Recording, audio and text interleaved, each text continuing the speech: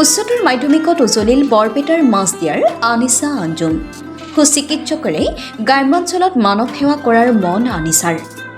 মঙলবাৰে ঘোষিত উচ্চতৰ মাধ্যমিকৰ চূড়ান্ত পৰীক্ষাত উজলিল বৰপেটা জিলাৰ মাছদিয়া গাঁৱৰ আনিছা আঞ্জুম।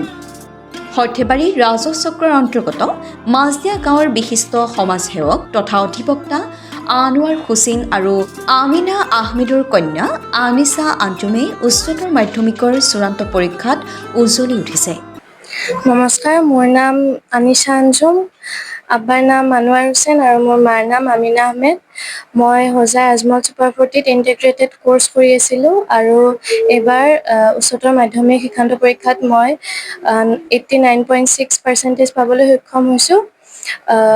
এইখিনি পোৱাত মোক ইনষ্টিটিউশ্যনেও বহুত হেল্প কৰিছে আৰু মোৰ ঘৰৰ মানুহেও মোক বহুত সাহস দিছে।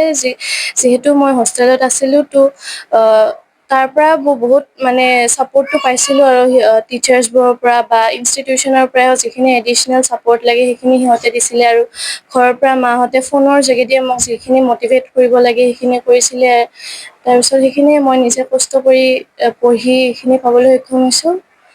কেনেকুৱা ধৰণ আছে কি ভৱিষ্যত প্ৰজন্মক কি ক'বা, কি আহ্বান জনাবা, কিয় চিকিৎসক হোৱাৰ সপোন পুহি ৰাখিলা তুমি বা কি পৰিকল্পনা আছে? সেইটো ৰিজাল্টক লৈ কি ক'বা, কি ক'বা? হোজাইস্থিত আজমল ছুপাৰ 40ৰ শিক্ষাৰ্থী আনিছা আঞ্জুমে বিজ্ঞান শাখাৰ পৰা 89.6% নম্বৰেৰে মুঠ 484 নম্বৰ লাভ কৰি মাছদিয়া গাঁৱলৈ গৌৰৱ কঢ়িয়াই আনিছে।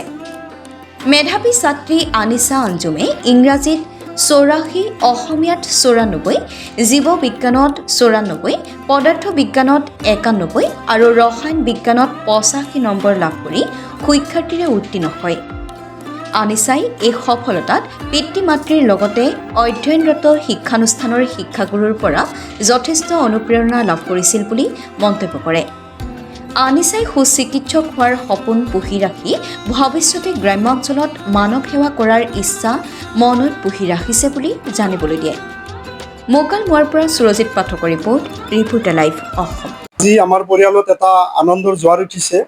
এইকাৰণে আমি তাইক লৈ যিখিনি আশা কৰি আছিলোঁ, আজি সেই আশাখিনি আমাৰ এই ৰিজাল্টৰ জৰিয়তে আমি লাভ কৰিবলৈ সক্ষম হৈছোঁ। আমি এইখিনি যিটো তাই প্ৰায় 90% পাইছে, 89.6%, আৰু আমি এইখিনিয়ে মোটামুটি আশা কৰিছিলোঁ। কাৰণ যিখন কলেজত আজমল ছুপাৰ 40 দিয়া হৈছিলে সেইখন কলেজত হাই ছেকেণ্ডাৰী ৰিজাল্টৰ ওপৰত বিশেষ গুৰুত্ব দিয়া নহয়, যিটো এইম লৈ তাত মানে এডমিশ্যন লয় সেইটোৰ ওপৰতহে বেছি গুৰুত্ব প্ৰদান কৰা হয়। এই ক্ষেত্ৰত মই তাইক মানে যথেষ্ট ধন্যবাদ জ্ঞাপন কৰিম, কাৰণ এই ৰিজাল্টৰ ক্ষেত্ৰত মুখ্যতঃ তাইৰ প্ৰধান মানে কৃতিত্ব। এইকাৰণে তাই সৰুৰ পৰাই পঢ়াৰ প্ৰতি যথেষ্ট আগ্ৰহী।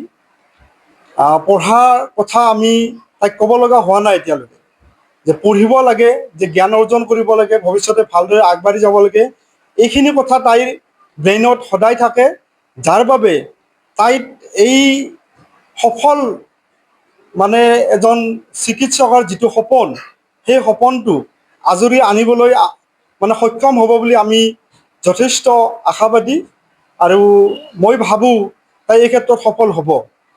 গতিকে বিশেষ নকওঁ, তাইৰ উজ্জ্বল আছে।